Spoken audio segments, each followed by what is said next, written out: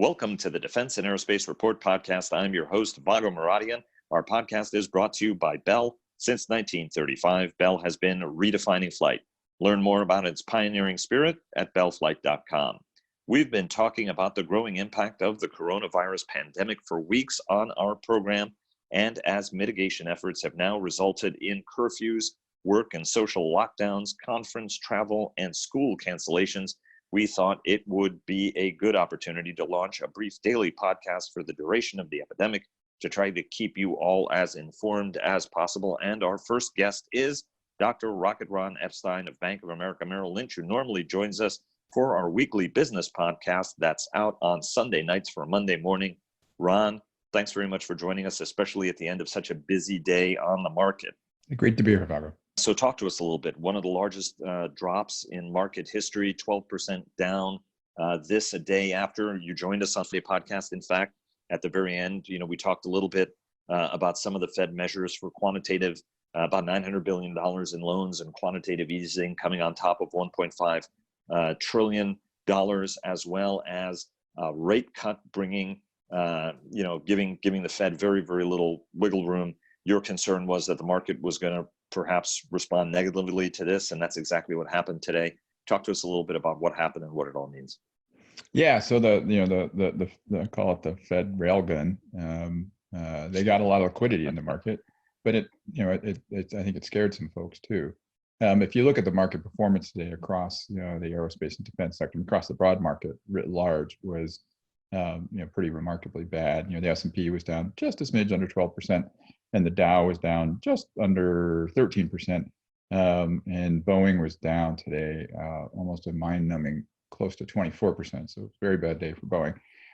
But the broad market was down, clearly over concerns of the impact that Corona is going to have on the economy, recession, so on and so forth, right? And these things are to be expected as more and more actions roll out in terms of the personal isolation, so on and so forth. That's going to happen.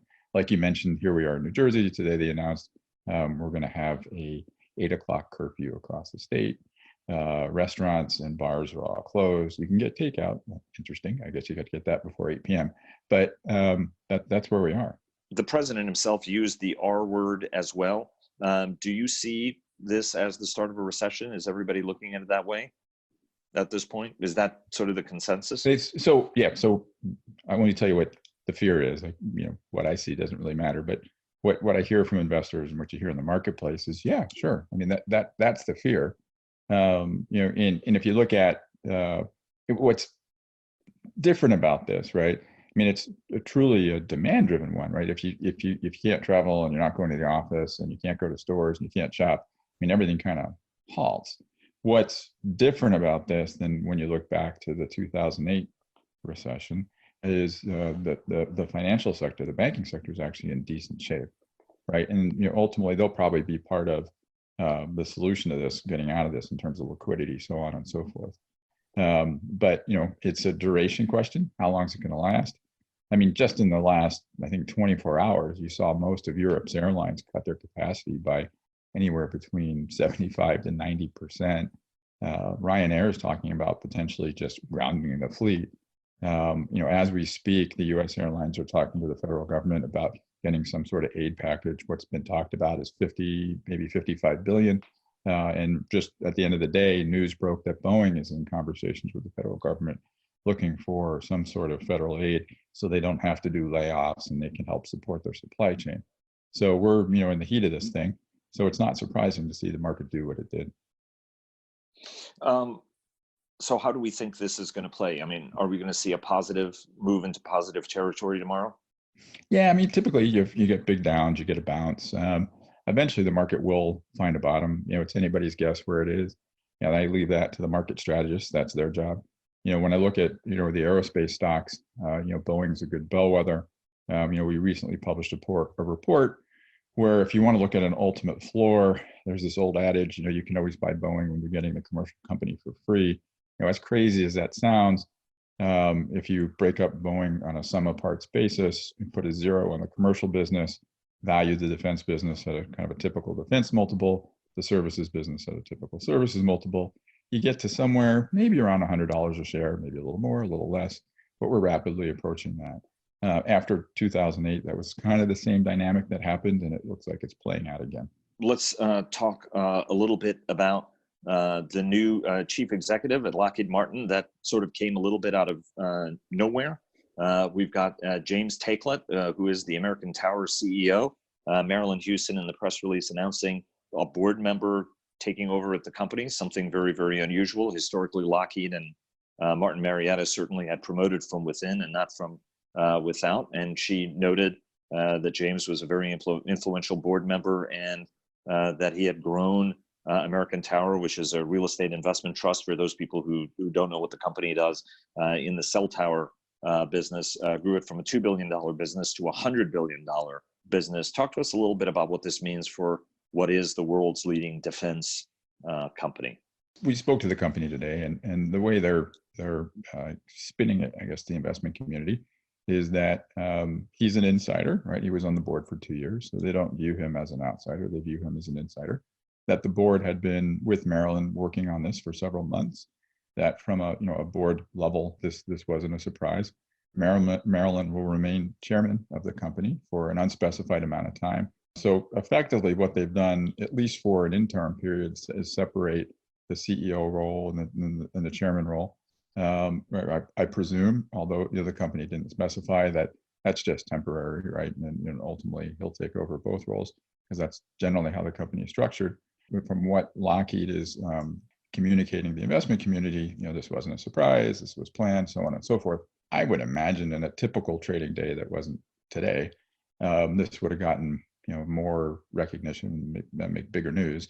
But be it that the entire market was a sea of red, this just sort of got buried in that wave of a red and didn't get much note from the investment community. We'll dive a little bit deeper into Marillyn's legacy and what Taiclet means for Lockheed going future on the Big Business podcast. Let me ask you also about the U.S. Army pressing ahead on the future long-range assault aircraft. Really no surprise there, right? Sikorsky moving ahead and Bell, our sponsor, moving ahead with the V-280 Valor.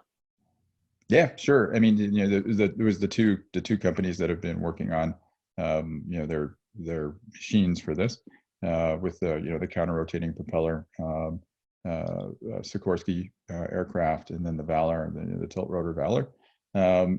It's good news from the perspective that this is the program moving to a next phase, which would make anybody focusing on this program, looking at this program, more comfortable with that, right? One of the bigger questions about future vertical lift, I think in general, is how much support does it get from big Army versus Army aviation, and what ultimately the future of the program will be. So this is clearly a step in the right direction. The big debate is which one of these two novel designs, right? I mean, one is a coaxial compound helicopter with a pusher. The other one is a tilt rotor. Range, speed, and payload are seen as important things in a great power competition. So if you were going to handicap this one way or another, which one of these airplanes do you think probably has the edge? If I, looking at both of them, the tilt rotor concept, flies like an airplane, takes off and lands like a helicopter. If you want speed and range, to my engineering sensibility, that probably has an edge over a compound rotor with a pusher. The compound rotor with a pusher is just a far more complicated design. Not that there's anything less kind of cool about it. I mean, it appeals to me as an engineer. But if you're really looking for something that's got range, you want a fixed wing aerodynamics, and the ability to take off and land vertically, which is what you get with the V-280.